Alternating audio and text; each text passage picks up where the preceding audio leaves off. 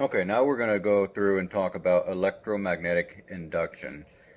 This is a very important part of engineering that people really need to understand how it works and the mechanics that are involved in it. So if you have an electromagnetic current, it actually defies gravity, and I'm going to show you that right now.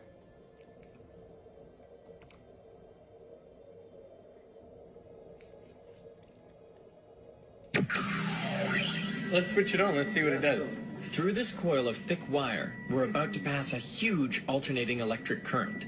On top is a 1 kilogram aluminium plate. So we hear this noise. What's that noise? It's the vibration of the plate because it's vibrating at 2 times the frequency of this one. Whoa! Whoa! How does it do that? To find out, I've come to the place where it all started, the Royal Institution in London. This is the key to Faraday's magnetic lab. It's amazing that lock still works.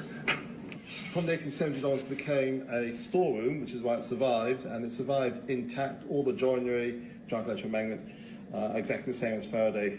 So this is exactly as Faraday would have had. That's right, yep. In Faraday's time, it was known that electric current creates a magnetic field, but it remained an open question whether the reverse is possible, if a magnetic field could generate electric current.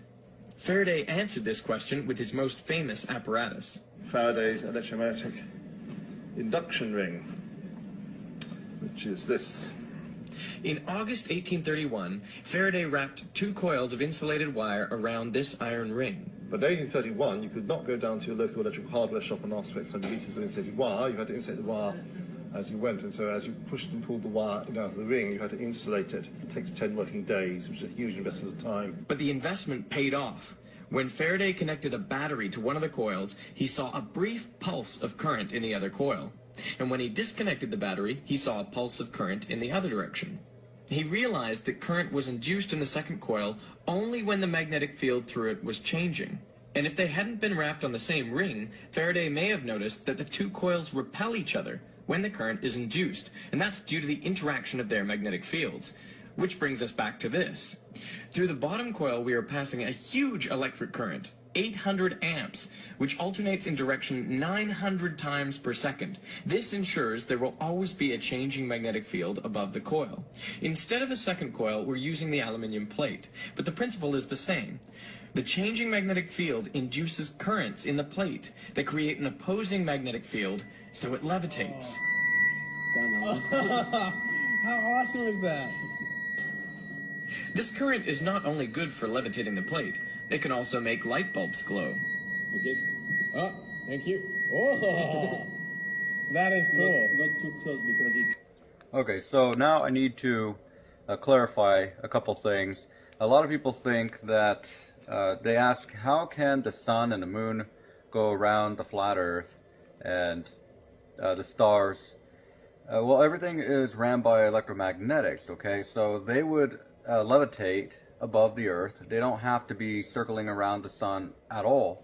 You don't need the sun to be in the center of the universe, okay? You can easily have everything you need right here on Earth because Earth is an electromagnetic conductor. And people do not understand engineering. They don't know how electromagnetic conductors and induction works. This will light up your lamp without plugging it in. This will heat up everything. This is exactly like the sun. So all it is ran on electromagnetic conductors, the sun and the moon, and you'll see that later on as we go along. We'll burn the arms. Can I put it there? Yep.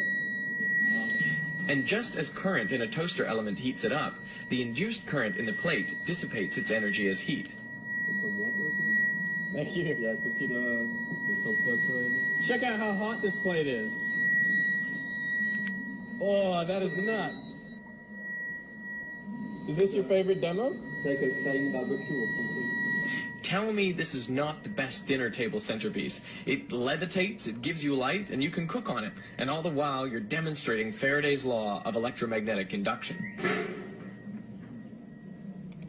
So it levitates, it's very hot, and you can cook on it, and it gives you light. So it's basically the sun.